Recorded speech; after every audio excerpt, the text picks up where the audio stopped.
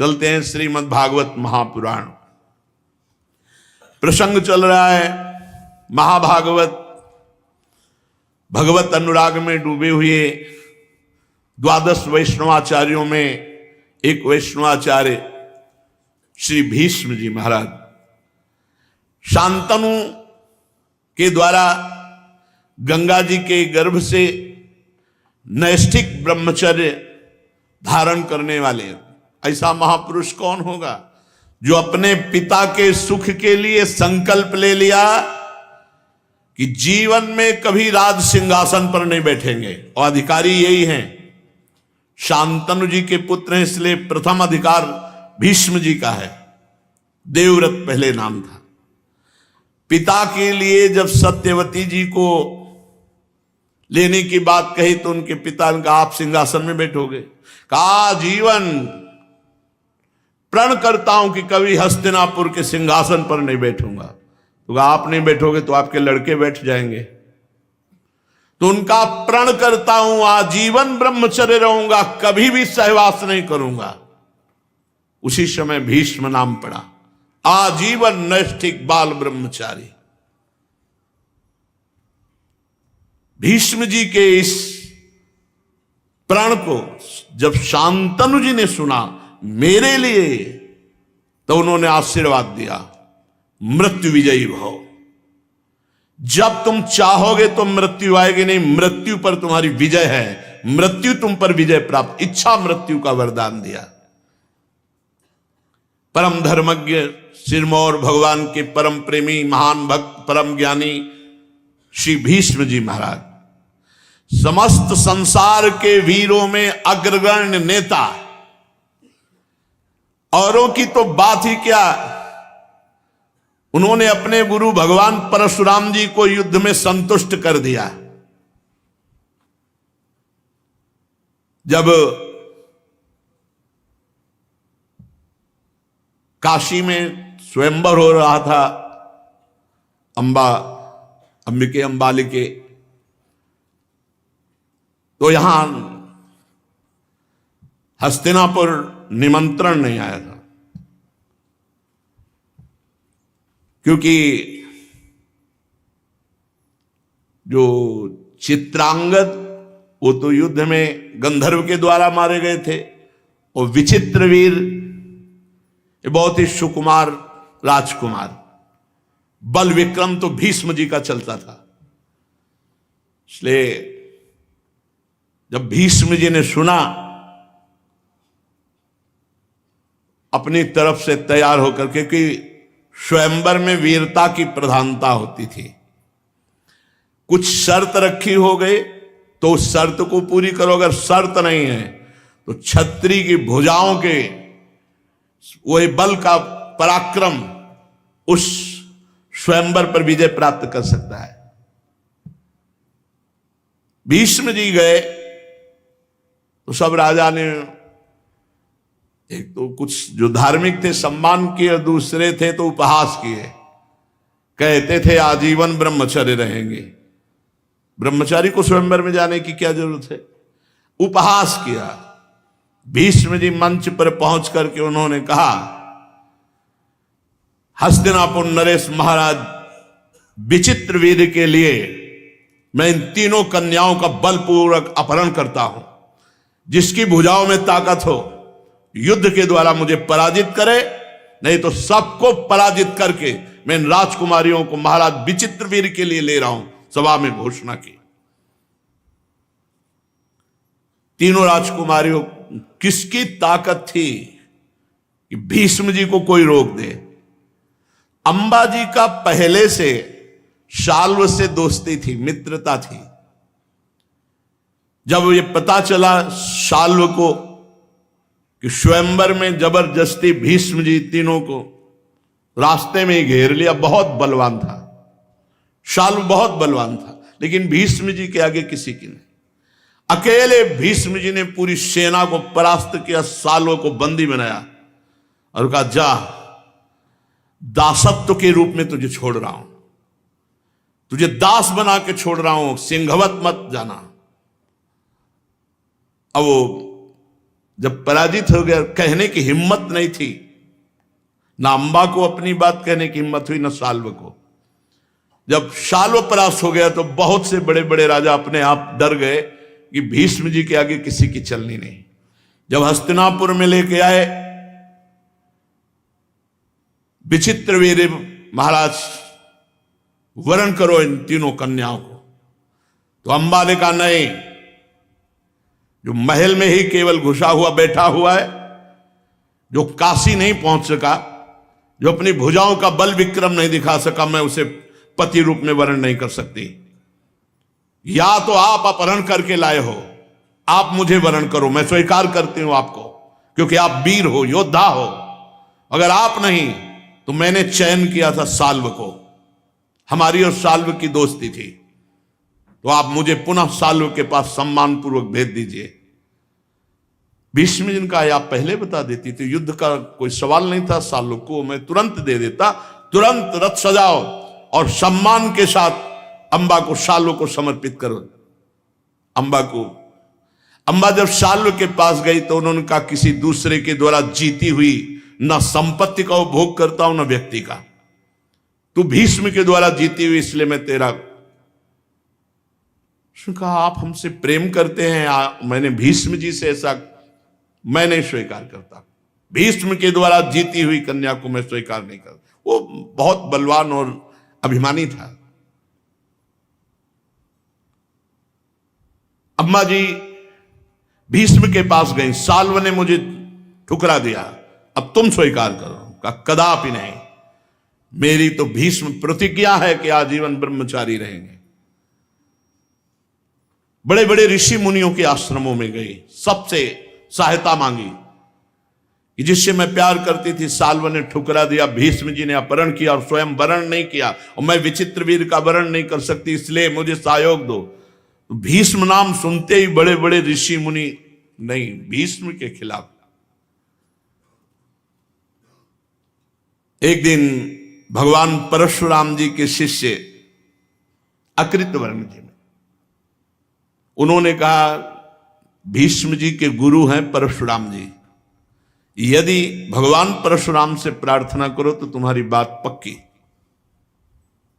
बहुत प्रसन्नता हुई अंबा को,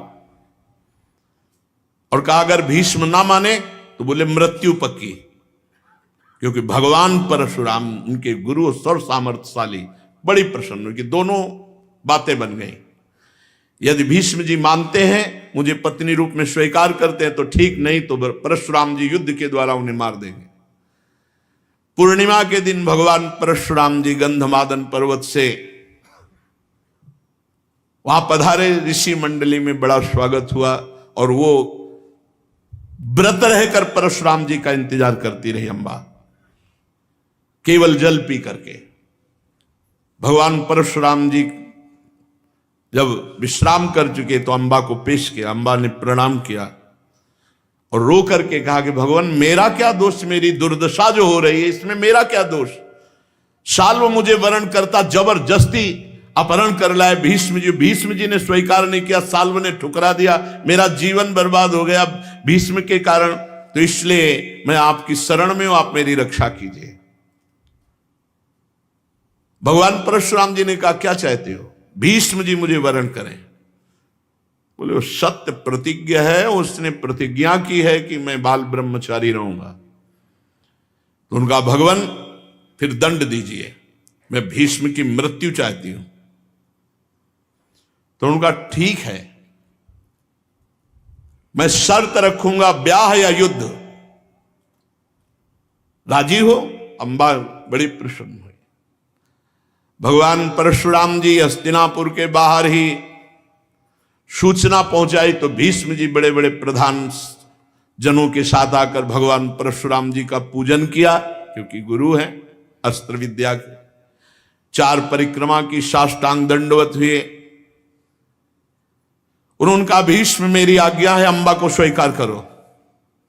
तो उनका गुरुदेव आपको पता हो कि मैंने नैष्ठिक ब्रह्मचर्य का नियम लिया है, आजीवन बाल ब्रह्मचारी। तो उनका फिर युद्ध स्वीकार करो।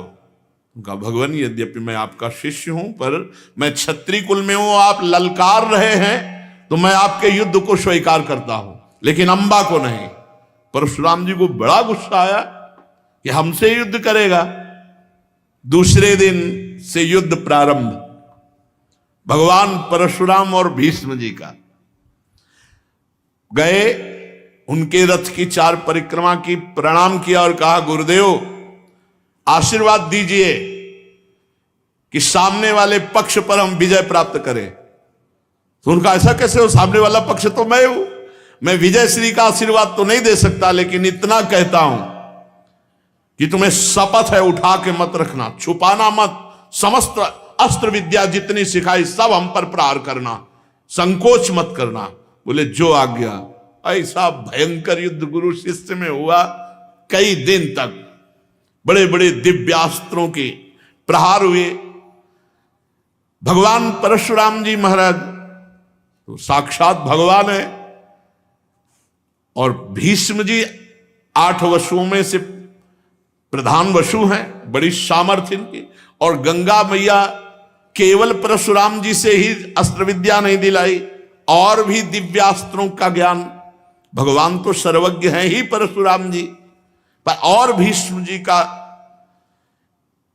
भीष्म जी ने एक बाण संधान किया भगवान परशुराम पर, वो अमोघ था। गंगा जी और वसु बड़े बड़े ऋषि मुनि सब आ गए।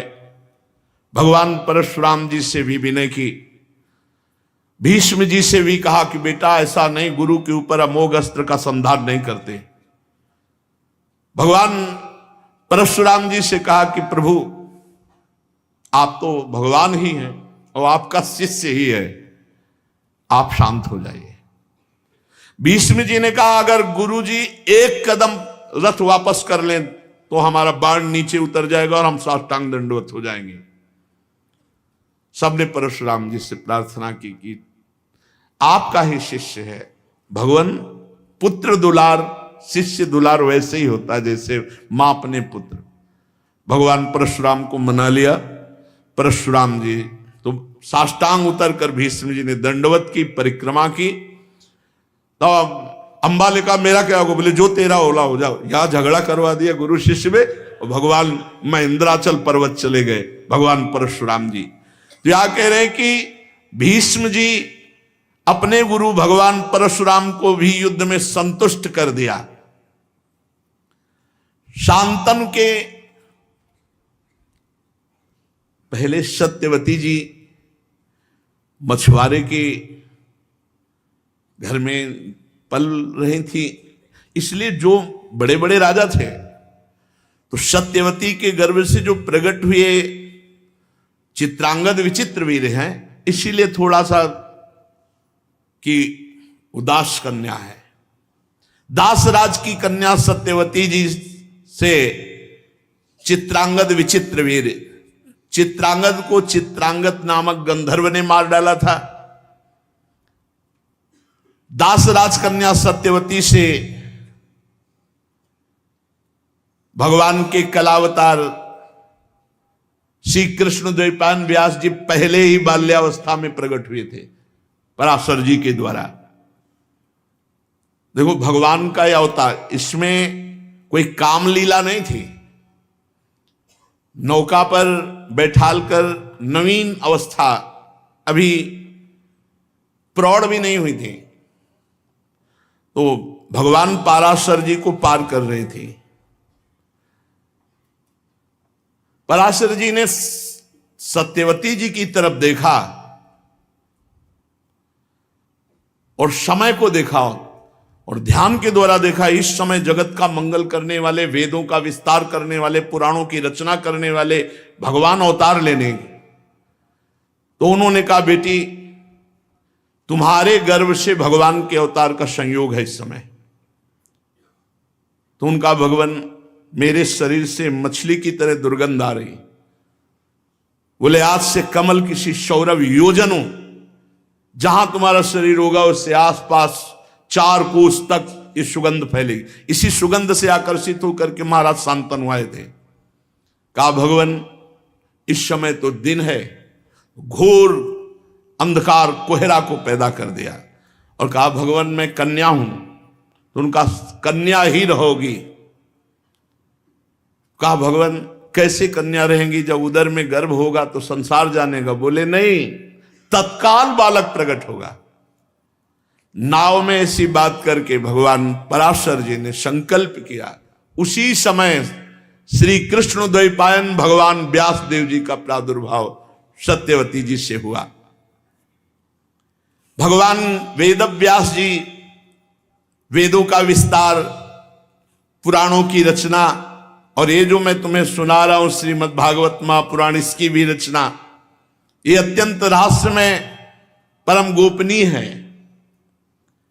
भगवान व्यास देव जी ने श्रीमद् भागवत को किसी अन्य शिष्य को ना दे करके, श्री सुखदेव जी कहते हैं, एक मुझे ही अधिकारी समझा। एक तो मैं उनका पुत्र था, दूसरा महावैराग्यवान, तीसरा ब्रह्मबोध और शांति आदि गुण मुझ में थे। इसलिए भगवान वेद व्यास जी ने श्रीमद् भागवत मुझे पढ़ाई। श्री परमहंस जी महाराज सुखदेव जी कह रहे हैं, शांतनु की जो विचित्रवीर थे, काशीराज की कन्या अंबालिका से विवाह किया। बलपूर्वक श्री भीष्म जी काशी नरेश के यहां स्वयंवर से लाए थे।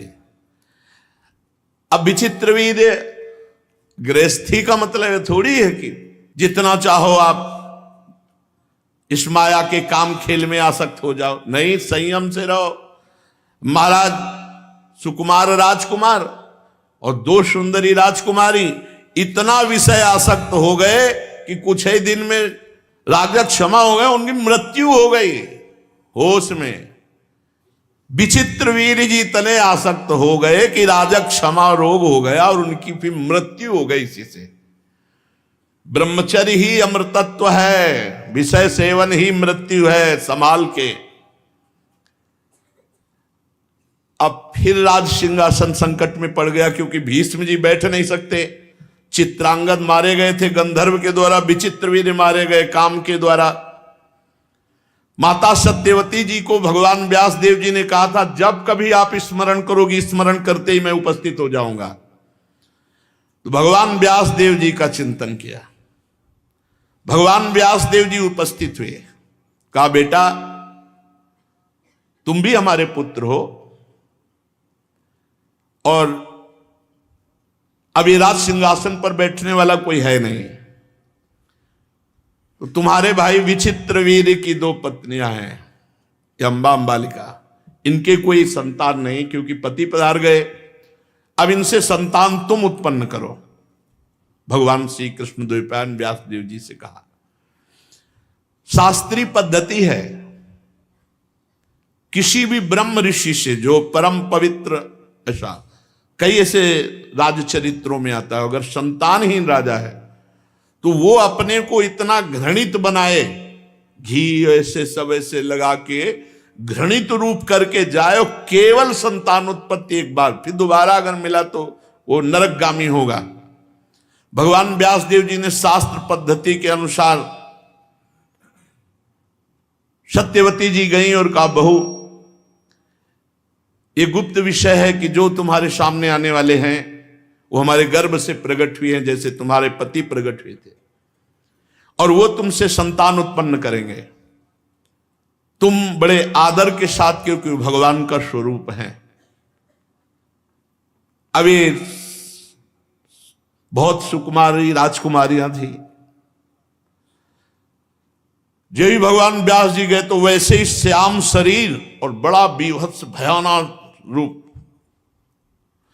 वो देखकर इतनी घबरा गई कि आंखें मूंद ली। भगवान व्यास देव जी संकल्प किए, बाहर आए। सत्यवती जी ने कहा, बेटा मेरी कामना पूर्ण हुई? बोले हाँ मां, संतान होगी, बहुत बलिष्ठ, बलवान, बुद्धिमान, लेकिन आंखों से अंधी होगी। बेटा अंधा चक्रवर्ती सम्राट कैसे पद संभाल सकेगा, और दूसरी पुत्री से। फिर समझाया जाके सत्यवती जी ने। अंबालिका जी बहुत सावधान नहीं, पर जो ही भगवान व्यास देव जी का वो भयानक रूप देखा तो पीली पड़ गए। बाहर भगवान व्यास देव जी आए, उनका बेटा चक्रवर्ती सम्राट पद के योग्य पुत्र। बोले मां बलवान होगा, नेत्रवान होगा, बुद्धिमान होगा, सामर्थ्य, पर पांडु रोग से ग्रसित होगा, क्योंकि देखते ही पीली पड़ गई। भयभीत होकर वो पांडु रोग से ग्रसित चक्रवर्ती सम्राट कैसे हो सकता है? बेटा तीसरा पुत्र उत्पन्न करो। उनका धर्म विरुद्ध नहीं। मां ने बहुत हट किया तो अंबा मालिका ने दासी को विराजमान कर। दासी तो परम प्रवीण, बिल्कुल कोई संकोच नहीं, कोई भय नहीं। उनका मां छल हो गया। दासी पुत्र होगा सर्वांग सुंदर, महान, बलिष्ठ, बलवान, बुद्धिमान, धर्मात्मा, सब लक्षणों से युक्त, लेकिन वो दासी पुत्र होगा, महारानी का पुत्र नहीं। उसे भगवान के धर्मावतार श्री विदुर जी, पहले जो आंख मूंद ले तो धृतराष्ट्र जी, दूसरे पांडु जी, तीसरे विदुर जी। विदुर जी साक्षात धर्मराज हैं और युधिष्ठिर जी धर्म के अंश हैं। धृतराष्ट्र जी का ब्याह गांधारी जी से हुआ। जब गांधारी जी को सुनने को मिला कि हस्तिनापुर में हमारा ब्याह हो रहा है और धृतराष्ट्र के साथ तो मेरे पति अंधे, सर्वांग सुंदरी, परम पवित्र धर्मात्मा गांधारी जी थी। उसी अभी ब्याह नहीं हुआ था, उसी समय कपड़े की कई परत की पट्टी लगाकर आंख में बांध लिया कि मेरे पति अंधे तो जीवन में संसार को नहीं देखूंगी। और इतना धर्मात्मा कि हर समय अपने पति का अनुसरण, पतिव्रता थी गांधारी जी। महाराज पांडु के तो शाप के कारण स्वयं से कोई संतान प्रकट नहीं हुई। महाराज पांडु प्राय दिग्विजय ही करते रहते थे और जब युद्ध नहीं होता था तो वन में रहते थे। ऋषियों की सेवा और उनकी रक्षा करना बड़ा उनको अच्छा लगता था, वन में रहना। तो एक दिन वन में श्री कुंती जी और माद्री जी इनके साथ थे। मन में आया कि शिकार खेल, तो उस समय अचानक देखा कि एक हिरनी पर हिरन सहवास कर रहा है। एक ही बाण से दोनों को बेध दिया। जो ही बेधा तो पुरुष आवाज आई, ये अनर्थ किसने किया? नजदीक जाके देखा तो ऋषि अब तो कांप गए। तो उन्होंने कहा तुमने घोर अपराध किया। वो महाराज आप मुझे अपराधी नहीं ठहरा सकते, क्योंकि मैं राजा हूं और अपने प्रजा की रक्षा के लिए मैं जिस हिरन का चाहूं वध कर सकता हूं, जिस खूंखार जानवर का चाहूं वध कर सकता हूं, ये मेरा अधिकार है। मैंने अपने अधिकार के अनुसार बाण चलाया। तो उन्होंने कहा कि तुमने मुझ ऋषि और ऋषि पत्नी को मारा। बोले महाराज आप हिरन थे, ऋषि पत्नी नहीं थे। तो बोले तुम्हें तनिक भी दया नहीं आई कि सहवास के समय मार दिया? मैं ऋषि हूं, इसलिए दिन में कभी मैथुन करना शास्त्र आज्ञा नहीं करता। और कामाशक्त दंपत्ति होने के कारण हम दोनों ने विचार किया कि जब शास्त्र विरुद्ध आचरण करना है तो पशु आचरण होता है, इसलिए हमने पशु रूप धारण किया। महाराज मैं ऋषि मान करके तो नहीं आपको माना, अपना शिकार मान करके मान। तो उनका मैं शाप देता हूं, यदि तुम अपनी पत्नी के सहवास के लिए उद्योग करोगे तो उसी समय तुम्हारी मृत्यु हो जाएगी। महाराज बहुत असंतुष्ट हो गए, क्योंकि अभी तक कोई संतान नहीं थी। बहुत ही चिंतित होकर जब आए तो कुंती जी बहुत ज्ञान शिरोमणि है, बहुत ही प्रवीण, भगवान की महान भक्ता है। कुंती जी ने दृष्टि डाली और पांडु महाराज से कहा कि आप अपने चिंता का कारण व्यक्त कीजिए। तो उनका आज के बाद हम कभी तुम लोगों का स्पर्श नहीं कर सकते काम भाव से, क्योंकि स्पर्श करेंगे तो ऋषि का शाप है, मृत्यु हो जाएगी। अब तो बहुत असंतुष्ट श्री कुंती जी की हम तो, लेकिन माद्री जी अभी नवीन राजकुमारी थी, कहीं धोखा, बहुत ही सुंदर थी। माद्री को बुलाया और कहा कि कभी भी ऐसी गलती मत करना महाराज जी, जब एकांत में हो कभी स्पर्श भी नहीं, भाग पड़ना, अपने पति के प्राण बचाना अपना कर्तव्य है। और कुंती जी तो बहुत ही ज्ञान शिरोमणि थी। महाराज पांडु ने एक दिन कुंती जी से कहा कि मैं एक बात कह नहीं पा रहा हूं, पर बहुत हिम्मत करके कह रहा हूं कि तुम किसी ऋषि से संतान प्रकट करो, क्योंकि हमारे सम्राट पद पर बैठने वाला कोई राजकुमार नहीं, ये पद्धति है। तो उन्होंने कहा महाराज किसी ब्रह्म ऋषि की आवश्यकता नहीं, आप आदेश कीजिए। मुझे बचपन में दुर्वासा जी ने एक मंत्र दिया था, प्रसन्न होकर जब उनकी मैं सेवा की, कि हम जिस देवता को चाहे उस देवता को बुला सकते हैं। तो उन्होंने कहा कि सर्वप्रथम धर्म को बुलाओ, क्या यह धर्म है? तो जो मंत्र का आवाहन किया, साक्षात धर्मराज जी उपस्थित हो गए। महाराज पांडु बहुत प्रसन्न हुए और कहा महाराज आपके द्वारा मुझे संतान चाहिए। तो कुंती जी से महाराज युधिष्ठिर का प्रादुर्भाव हुआ। फिर कहा कि और देवता को बुलाओ। अब किस देवता को? महाबलशाली, एक धर्मात्मा हुआ, एक महाबलशाली होना चाहिए। तो बोले बल के अधिष्ठात्र देवता तो वायु देवता है। वायु देवता का आह्वान किया, तो उससे महाभयंकर बलशाली पर्वताकार भीम जी का प्रादुर्भाव हुआ। फिर कहा समस्त शास्त्रों में प्रवीण और समस्त शस्त्रों में प्रवीण, हमें ऐसा पुत्र चाहिए।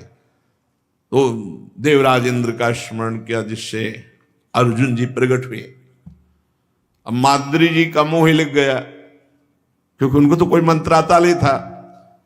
महाराज पांडु की तरफ देखा और कहा कि आप समझ सकते हैं कि बड़ी बहन के 3 पुत्र देवता के समान, मेरे एक भी नहीं। तो उनका कहो ना आप कुंती से, आपको मंत्र दे। बोले नहीं, मर सकती हूं लेकिन कह नहीं सकती, आप ही कहो ना। महाराज पांडु ने कुंती जी से कहा कि इनको मंत्र दे दो, तो ये देवता को बुला दें और इनके भी बालक हो। उनका एक बार एक देवता, बस दोबारा मंत्र हम बोलेंगे, देवता तुम चयन करो। माद्री जी ने सोचा एक पुत्र, इनके 3 पुत्र, तो चतुराई प्रवीणता उन्होंने कहा एक अश्विनी कुमार को। अश्विनी कुमार 2 होते हैं। तुरंत अश्विनी कुमार, तो फिर उससे नकुल और सहदेव का प्रादुर्भाव हुआ। अभी छोटे छोटे ही राजकुमार 5 पांडु जी के वंशधर आगे बढ़कर के होते, इनको पांडव ही कहा गया।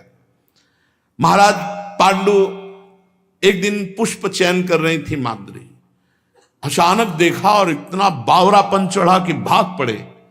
माद्री जी ने कहा महाराज तुम्हें शाप है, अगर स्पर्श करोगे तो मृत्यु हो जाएगी। पर भावी बस न ज्ञान उरावा, जे ही उन्होंने आलिंगन किया तत्काल मृत्यु, ऋषि का शाप। अब माद्री जी चिल्लाई, कुंती जी नजदीक, कहा था तुमसे एकांत में, सर्वनाश कर दिया। चलो संभालो 5 पुत्रों को और मैं अपने पति के साथ सती होती हूं, कुंती जी ने कहा। तो उनका आज तक मैंने हृदय की बात नहीं की, मैं तुमसे सदैव जलती रही हूं। महाराज आपको बहुत प्यार करते हैं ऐसे भाव से, तो वो जलन आज भी मेरे हृदय में, मैं 5 को बराबर प्यार नहीं कर पाऊंगी। और आप, मुझे विश्वास है कि आप अपने पुत्रों से भी अधिक प्यार हमारे पुत्रों से करेंगी। इसलिए प्रार्थना है, महाराज ने मेरे लिए शरीर छोड़ा है, तो मैं भस्म होकर के उनके पतिलोक में जाऊंगी और आप पुत्रों का पालन कीजिए। माद्री जी पांडव जी के साथ सती हुई। अब समस्त ऋषियों ने कुंती जी को सलाह दी कि आपको जंगल में रहना उचित नहीं है, आप अपने हस्तिनापुर पधारिए, क्योंकि महाराज अंतर ध्यान हो चुके हैं। तो समस्त ऋषियों ने भीष्म जी को सूचना दी हस्तिनापुर में, महाराज पांडव के 5 जो पुत्र हैं, पांडु जी के 5 पुत्र पांडव कहे जाते हैं, उनको लेकर मैं। भीष्म जी बड़े प्रसन्न हुए। वो तो दिव्य अंतर्धान की गति से कुंती जी और 5 पुत्रों को भीष्म जी ने स्वागत। जो ही ये स्वागत के शब्द कान में पड़े धृतराष्ट्र और गांधारी के, और आकर के छोटे छोटे बालकों ने चरण छुआ, बहुत अंदर। गांधारी जी के कोई संतान प्रकट नहीं हो रही थी, तो भगवान व्यास देव जी ने कृपा करी संकल्प। तो जब उनके तो एक जैसे लौकी होती है ऐसे प्रकट हुआ ना कोई बालक ना कोई कुछ, तो गांधारी जी को बड़ा क्रोध आया। जब स्पर्श किया देखा ना हाथ न मुंह न पैर, एक ऐसे।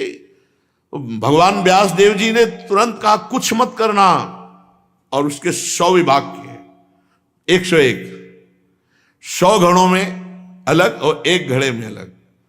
तो जो 1 घड़े में अलग हुई थी वो उनकी दुश्शला नाम की बहन थी, और जो 100 घड़े में हुए थे 100 पुत्र है, दुर्योधन दुशासन आदि। महाराज धृतराष्ट्र के 100 पुत्र, 1 पुत्री, और कुंती जी महाराज पांडु से, और माद्री जी 5, ये 5 पांडव। जब दुर्योधन और ये दुशासन आदि खेलने के लिए, तो खेल अधूरा ही हो जाता। जैसे पेड़ पे चढ़ने वाला खेल है तो सब कौरव चढ़ गए, तो भीम जी को कोई चढ़ने उतरने की जरूरत नहीं, नीचे से पकड़ के हिला दिया, सब नीचे गिर पड़े। किसी की गांठ फूटी, किसी के, सब शिकायत करते धृतराष्ट्र से जाके कि कोई भी खेल नहीं हो सकता भीम के आगे। तो ये हुआ कि अंदरे अंदर प्लानिंग बनी और भीम को मार डाला जाए। बच्चे ही थे अभी। बोले गंगा जी के किनारे उत्सव मनाया जाए, पूरी प्लानिंग बन चुकी थी बड़े बड़े मंत्रियों के द्वारा भी। दुर्योधन आदि ने जब ऐसा स्वीकार किया तो पांडवों ने भी स्वीकार कर लिया, वहां खेलेंगे, खाएंगे, आनंदित घूमेंगे। गंगा के किनारे खूब सुंदर वन है, बड़े सुंदर सुंदर राजतंबू तने सब ऐसे, और एक भोजन अलग बना और एक खीर बनी मेवा मिष्ठान से। मतलब मन 2 मन भी खा जाए भीम तो डकार नहीं आती थी। बड़वा नल मानो पेट में हो, तो बड़ी बड़ी कराहों में खीर तैयार की गई, उसमें हलाल विष डाल दिया गया, और वो केवल भीम को पवाना है, क्योंकि पता था 4 तो सब ऐसे ही महाबलशाली, भीम अगर मर गया तो सब ठीक रहेगा, नहीं ये कभी भी कौरवों की विजय नहीं होने देगा। भीम से कहा भैया ये सब भाई हमारे भी, और आप ये सब एकांत में पाए, आओ आपके लिए पर्सनल। खाने में तो प्रवीण थे ही, दिखाया ये सब खीर। भीम ने सब खीर खा ली। जब खीर खाई तो जहर चढ़ा तो मूर्छित हो गए, हाथ पैर बांध करके छोड़ दिया गया गंगा जी में, अथाह गंगा जी उस समय। अब भीम कोई साधारण थोड़े, वायुदेव के पुत्र हैं। नीचे गए तो सांप, एक जो इच्छाधारी सांप थे, उन्होंने देखा इतना सुंदर बालक और ये हाथ पैर बंधे हुए, तत्काल हाथ पैर खोले और लेकर नागलोक चले गए। नागलोक में जाकर के वहां परीक्षण कराया इसको जहर, तो तुरंत एक औषधि दी, जहर मुक्त हो गए। कौन हो आप? उनका महाराज पांडु का पुत्र भीम। अरे महाराज पांडु तो हमारे बहुत परिचित थे, तुम तो हमारे ही घर में आ गए, मानो अपने घर में आ गए, मैं तुम्हारे नाना के समान हूं ऐसा। और एक एक कुंड में 10-10 हजार हाथियों का बल, ऐसी औषधि डाल करके अमृत तैयार किया और कहा पी जाओ। भीम तो भी 60,000 हाथियों का बल था भीम के, 60,000 हाथी 6 कुंडों का पी गए। कहा आराम से सो जाओ।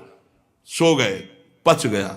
बोले आज के बाद कोई वीर तुम्हारे सामने टिके। 60,000 हाथियों का बल, वो वैसे ही पवन पुत्र हैं, हनुमान जी के छोटे भाई हैं भीम जी।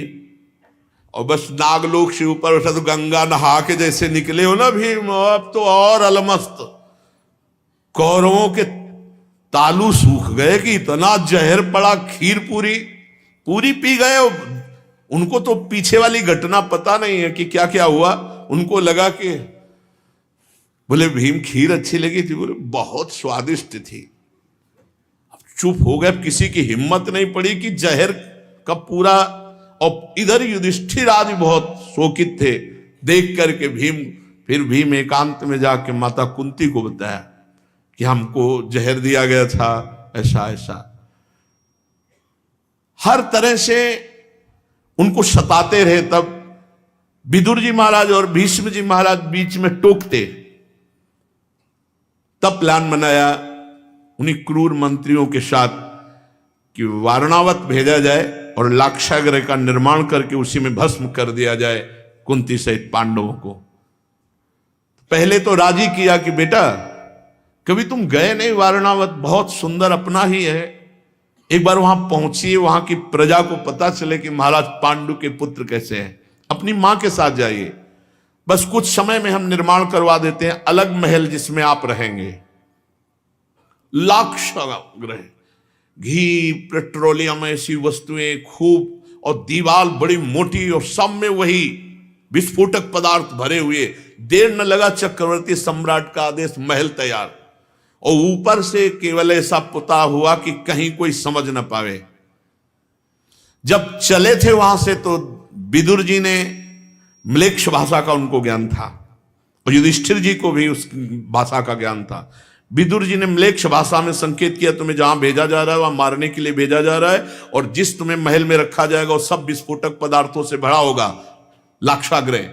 तुमको निकलने का उपाय पहले ही कर लेना होगा। मैं एक अपना आदमी भेजूंगा, वो तुम्हारी सेवा में रहेगा, वो बहुत बड़ा खनिक है, अकेले सुरंग खोद देगा गंगा जी तक, और मेरी नाव वहां मिलेगी, वहां से तुम गंगा पार रातों रात हो जाना। पूरा प्लानिंग। जो ही वहां गए तो प्रजा बहुत उत्साहित हुई। जिस दिन भवन में प्रवेश होने को था, बड़ा उत्सव मनाया गया, तो एक भीलनी अपने 5 बेटों के साथ वहां भंडारा खाने आ गई। खनिक के द्वारा पूरी नींव अंदर से सुरंग खुद गई थी, और ऊपर से खंभे का निर्माण ऐसा था कि कोई उसको देख ना सके। वो एक घूंसा भीम का काफी था उसको हटाने के लिए। जो वहां, उसका हमें नाम याद नहीं आ रहा, जो दुर्योधन की तरफ से रखा गया था आग लगाने के लिए, बहुत ही वो प्रवीण, रात रात भर जगता, लेकिन पांडव भी पहरे में रहते, तो वो ये देखता एक बार पांडव सो जाए तो पूरे भवन में आग लगा दें। तो आज महाराज युधिष्ठिर ने कहा अपने सोने का नाटक करो जिससे वो समझ जाए और आग लगा दे। जिस दिन भंडारा था वो भीलनी अपने 5 बेटों के साथ जंगली मदिरा पीकर आई हुई थी, अच्छे अच्छे पदार्थ पाए, वो बेशुद्ध सी थी, और ये किसी ने नहीं देखा, और आग लगा दी गई। तो वो आग जिधर से लगाई, भीम उधर आग लगा दिए, तो वो भी मरा, वो भी उसमें भस्म हुआ, पुरुचला वो भी उसमें भस्म हो गया। भीम ने भुजा से प्रहार करके खंभा तोड़ा, सुरंग से लेकर के बाहर हुए। उधर नाव लगी हुई थी विदुर जी के द्वारा, नाव में बैठे गंगा पार हुए। नाव के जो नाविक थे उन्होंने कहा कुछ खबर तो बस कह दो जाकर के कि आपकी कृपा से हम मां सहित सुरक्षित अब वन की तरफ जा रहे हैं।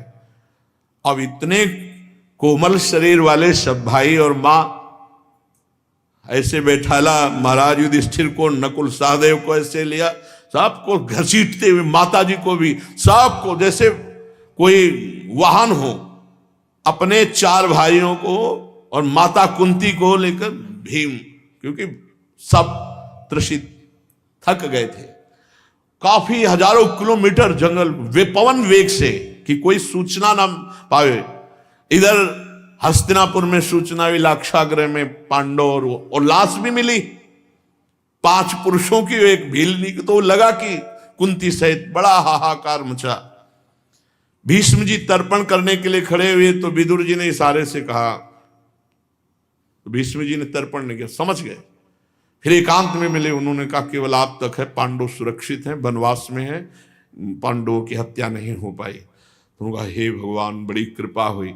अब भीष्म जी थक गए थे, प्यासे अर्जुन वगैरह, तो एक विशाल जंगल के बीच में एक वृक्ष के नीचे उनको विराजमान किया, और अपने वस्त्र को सरोवर में डुबो करके उनके सबको पानी पिलाया।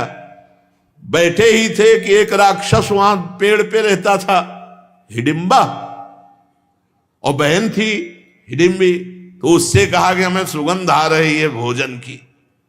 उनका हाँ 5 महारथी बलवान और एक स्त्री है, बोले लाओ, बहुत दिन का भूखा हूं, खा जाऊं इन पांचों को। दोनों मिलके खाते हैं, उत्सव मनाते हैं। वो गई, जब गई तो महान पराक्रमी भीम को देखा तो राक्षसी थी पर लुभायमान हो गई।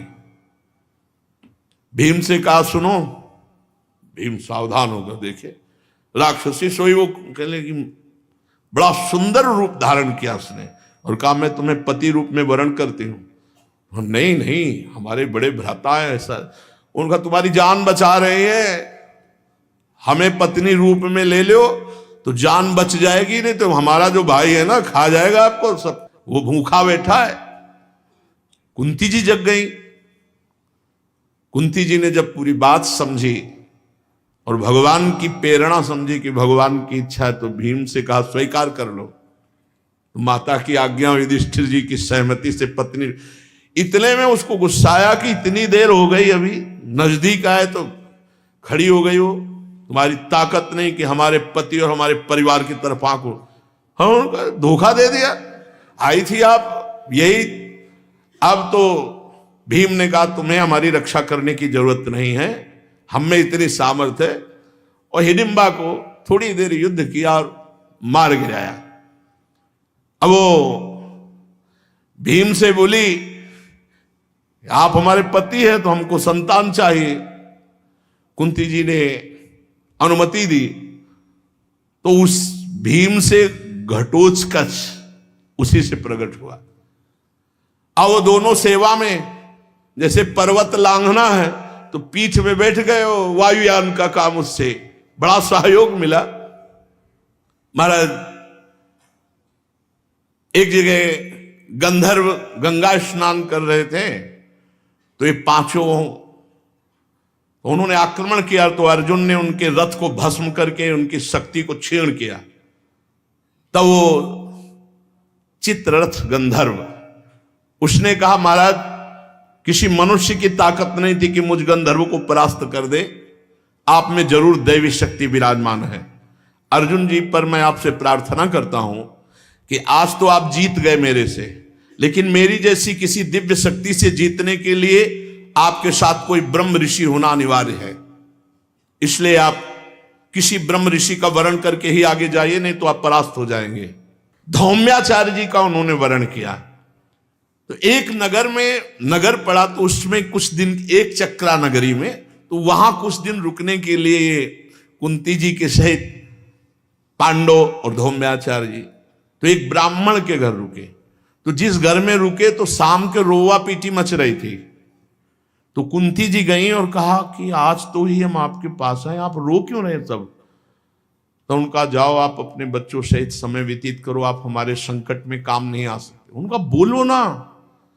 बोले एक राक्षस है यहां, सबकी ड्यूटी लगती है, नंबर आता है, तो एक मनुष्य और कितने कुंतल पुआ पूरी और सब क्या क्या और बैल और भैंसे सब ये लेके वहां पहुंचाना पड़ता है। जो पहुंचाता है उसको मिर्च की तरह खाता और पूरा भोजन खा जाता है। अब हमारा नंबर है कल, इसलिए हम, तो बेटी कहती मैं पहुंचाऊंगी, बेटा कहता मैं, माँ और पिता रो रहे थे। कुंती जी ने कहा तुम चिंता न करो, हमारे 5 लड़के हैं, एक हम भेज देंगे, सब काम हो। उन्होंने कहा तुम अतिथि हो, ऐसा नहीं। तो कहा हमारे लड़के साधारण लड़के नहीं हैं, हम एक को भेजेंगे, वो काम समाप्त कर देगा, तुम चिंता मत करो। बड़ा ढांढस बंधवाया। बोले आप तैयार करो। तो खीर पूड़ी गुलगुला क्या क्या सामान गाड़ियों में भरकर सब, और कहा भैंस बैल, बोले इनको रहने दो, यहीं रहने दो। बोले स्वयं घसीट कर हमारा बालक ले जाएगा। भीम ले गए और उसकी गुफा के सामने दहाड़ लगाई। जो निकला तो खीर पूड़ी स्वयं खा रहे थे। तो उसने कहा है हमारे भाग का बोले चुप रहो, पहले खा ले दो। भीम ने पूरी गाड़ी का जो सामान था ना, थोड़ा बारा कुछ बचा होगा। बोले देख अगर खाना हो तो इसको खा ले जो बचा हुआ है। हाँ आप बता क्या तेरा हिसाब होना चाहिए। वो गरज के टूट पड़ा भीम, क्योंकि इतना बड़ा अपमान। भीम ने उठा उठा कर वो खीर पुआ खा करके खूब मस्ती उठा उठा कर पटक कर मार डाला और गांव के दरवाजे पर रख दिया, जहां से नगर का प्रधान दरवाजा था, और कहा किसी को भी भयभीत होने की जरूरत नहीं, मारा गया। एक चक्रा नगरी बड़ी आनंदमय हुई। अब कुंती जी ने कहा यहां से निकलना चाहिए, क्योंकि कहीं किसी को पता न लग जाए कि इतने बड़े महान राक्षसों का वध कौन कर सकता है, जरूर पांडव जीवित है। फिर वहां से भगवान व्यास देव जी के द्वारा प्रेरित होकर चल। इतने में कुछ ब्राह्मण लोग जा रहे थे अपने अपने मृगचर में लिए, ये भी ब्राह्मण के भी भेष में रहते थे। वो आपस में राधे राधे हुई, बोले आप कहां जा रहे हो? बोले महाराज द्रुपद के यहां स्वयंवर है, तो हम जाकर स्वयंवर देखेंगे। तो भीम के हृदय में आया, युधिष्ठिर जी से कहा। अर्जुन तो शांत मुद्रा में। कुंती जी ने कहा बेटा मेरी भी इच्छा है कि तुम पांचों स्वयंवर में जाओ और देखो, क्योंकि महाराज द्रुपद बड़े पराक्रमी और उनकी पुत्री का स्वयंवर है। गांव में गए, एक कोने में कुम्हार का घर था, वहीं रुके छुप करके। मृगचर्म और ब्राह्मण वेश में सभा में गए। वहां चक्र में घूमती हुई मछली की आंख को जल में देख के मारना है। ऐसे भलू अगर स्थायी हो और जल में फिर मारना है, ऐसे मारना तो भी बहुत बड़े निशाने की जरूरत, लेकिन वो चक्र की तरह घूम रही है और उसकी आंख में वेदना है और जल में नीचे देखना है, और केवल 5 बाण है, 5 बार चांस मिलेगा। और प्रत्यंचा चढ़ाना इतना कठिन है कि कितने महावीरों के घुटने टूट गए, प्रत्यंचा नहीं चढ़ा पाए। कर्ण आया, ये सब तो दुशासन दुर्योधन आदि तो परास्त ही हो गए, प्रत्यंचा नहीं चढ़ा पाए। कर्ण आया, फटाक से प्रत्यंचा चढ़ाई और बाण संधान किया। तो द्रौपदी तू कौन है? अब क्या उत्तर दे? सूत पुत्र कर्ण। और उनका यहां क्षत्रिय राजकुमारों का स्वयंवर हो रहा है, सूत पुत्रों का नहीं। रख। अब कोई उत्तर नहीं दे। तभी तो कुंती माता से बहुत नाराज था। जब वो माता यही कहा था कि आज आप आ रही हैं और बता रही पुत्र, भरी भरी सभाओं में सूत पुत्र करके मेरा अपमान किया गया। उस समय नहीं कहा कि कर्ण मेरा पुत्र है। कर्ण निराश हो, सामर्थ्य थी लेकिन अब और कोई वीर, तो अर्जुन खड़े हो गए। जो ये अर्जुन खड़े हुए तो सबने कहा नहीं, ब्राह्मणों का नहीं, क्षत्रिय राजकुमार का होता है। तो सब ब्रह्म ऋषियों ने कहा नहीं, स्वयंवर स्वयंवर है और ब्रह्म ऋषि सबके ऊपर अधिकार रखते हैं। जाओ, ब्राह्मणों की विजय होगी। अब तो स्वस्ति ना इंद्रो, सब अपने अपने वेद मंत्र उच्चारण। अर्जुन जी गए और भगवान का स्मरण कर ही रहे थे कि सामने दृष्टि पड़ी, द्वारिकाधीश भगवान और बलराम जी भी विराजमान। तो दृष्टि पड़ी, ऐसे भगवान इशारा की आप अपना कार्य कीजिए, क्योंकि कोई जान ना पावे कि पांडव है। अरे अब ऐसी कथा है कि प्रसंग है। अर्जुन जी ने एक क्षण में प्रत्यंचा चढ़ाई, धनुष पे बाण लिया। 5 बाण की जरूरत नहीं थी, पहले ही बाण से मछली के नेत्र को भेद दिया है। सब आश्चर्यचकित, ऐसा ब्राह्मण तेजस्वी और धनुर्धारी तो देखा ही नहीं गया। महाराज आश्चर्य में पड़ गए कि हमने तो संकल्प किया था, यज्ञ से द्रौपदी को प्रकट किया था अर्जुन के लिए, लेकिन आज ब्राह्मण विजयी हुआ। अब तो द्रौपदी को लिया, चल पड़े। गांव के किनारे घर में था। युधिष्ठिर जी बोले मां भिक्षा लाया हूं। का 5 पुत्र हो, 5 में बांट लो। देखा नहीं तो उनका मां आप देखो तो राजकुमारी द्रौपदी, द्रुपद की पुत्री। तो उनका बेटा अब तो मुझसे निकल गया, तुम 5 इसके पति हो गए। और उधर धृष्टद्युम्न स्वयं छुपे हुए वेश में आया कि कौन ऐसा ब्राह्मण हो सकता है जो इतना बड़ा धनुर्धारी। तो छुप करके पीछे आए और जब देखा कुंती और उनकी बात हो रही, वापस गए। महाराज द्रुपद से कहा मुझे संशय है, वो ब्रह्म ऋषि नहीं, वो ब्राह्मण नहीं। उनकी भुजाओं में जो चिन्ह बने हुए हैं प्रत्यंचा के, उनके हाथ में जो ढट्ठा पड़े हुए हैं अस्त्र शस्त्र के, वो क्षत्रिय के हैं। एक बार आप निमंत्रण दो। कल निमंत्रण किया परीक्षा के लिए, वेद शास्त्र अस्त्र शस्त्र, बहुत से वाणिज्य व्यापार की वस्तुएं। अब वो तो क्षत्रिय राजकुमार हैं, सीधे जाकर बड़े बड़े अस्त्रों को देखने लगे। विराट ने कुंती जी के चरणों में प्रणाम करके कहा, अब आपको सत्य बोलना होगा, कौन है आप? क्योंकि मेरा संकल्प था मेरी पुत्री को अर्जुन वरण करें। तब उन्होंने कहा, तुम्हारा संकल्प पूर्ण हुआ, ये जो मत्स्यवेद किया ये अर्जुन ने ही किया है, और मैं इनकी मां कुंती हूं, महाराज पांडु की पत्नी, और ये पांचों पांडव हैं। अब तो महाराज फूले नहीं समाये, पर कुंती जी ने कहा कि पांचों को ये पति रूप में वरण करेगी। बोले ऐसा नहीं होने देंगे, धर्म एक पति के लिए कहता है। एक राजा की कई रानियां हो सकती हैं, लेकिन एक रानी के कई राजापति हों ऐसा नहीं सुना गया। तो उन्होंने भगवान व्यासदेव जी का स्मरण किया। तत्काल भगवान व्यासदेव जी आए और बताया कि ये पांचों इंद्र हैं पूर्व के, पूर्व ऐसे, और उनकी राज्य लक्ष्मी ही तुम्हारे यज्ञ कुंड से एक रूप द्रौपदी का रूप धारण करके प्रकट हुई। पहले भी पांचों इस ऐश्वर्य के स्वामी थे, वही द्रौपदी, कोई स्त्री नहीं है।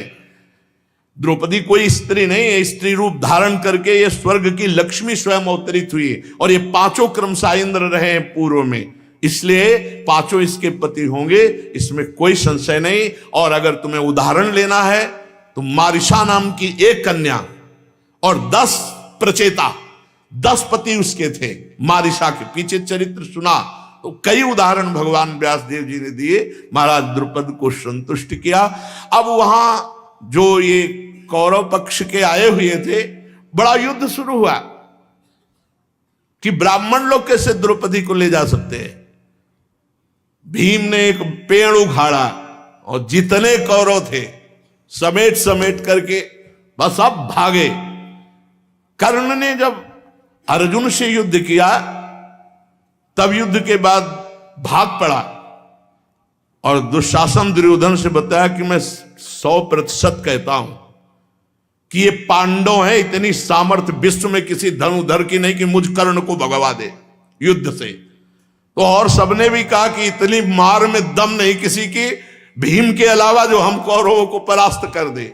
जाके सब धृतराष्ट्र से बताए। धृतराष्ट्र ने कहा इज्जत इसी में कि बहू को सम्मान के साथ घर लाया जाए। तो भगवान जिसके सहयोगी हैं, विजय श्री उसके पास है, संकट चाहे भले पड़े। इसलिए निरंतर नाम जप करो, भगवद आश्रित रहो, धर्म विरुद्ध आचरण नहीं, मनमानी आचरण नहीं। ये जन्म भगवत प्राप्ति के लिए है, और भगवत प्राप्ति अहंकार शून्य हृदय पर जागृत होती है। अहंकार शून्य गुरुजनों की आज्ञा में रहने से होता है, भगवान की शरण में रहने से होता है। शेष चर्चा आगे। श्री राधा वल्लभ लाल की।